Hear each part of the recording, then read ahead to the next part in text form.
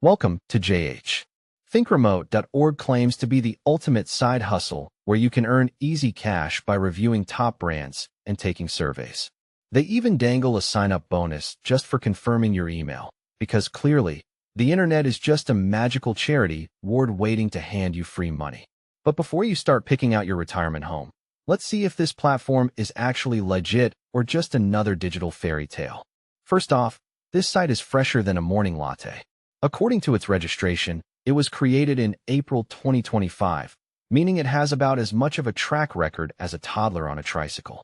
Handing your personal information to a website that's been around for 5 minutes is generally a great way to end up on every spam list in existence. Then there's the Get Started button. You'd expect it to, let you get started, but instead, it teleports you to a completely different website. It's like walking into a bank and being redirected to a suspicious van in the parking lot. Confusing, sketchy, and a total privacy nightmare.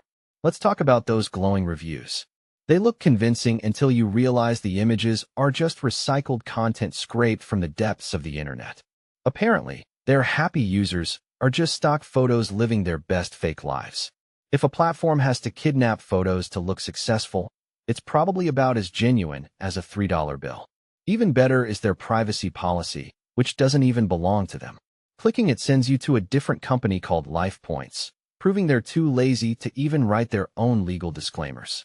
It's nice to know they take your data security as seriously as a screen door on a submarine. To top it all off, we checked Trustpilot and Reddit for any sign of human life, and we found absolutely nothing. No feedback, no complaints, just total silence.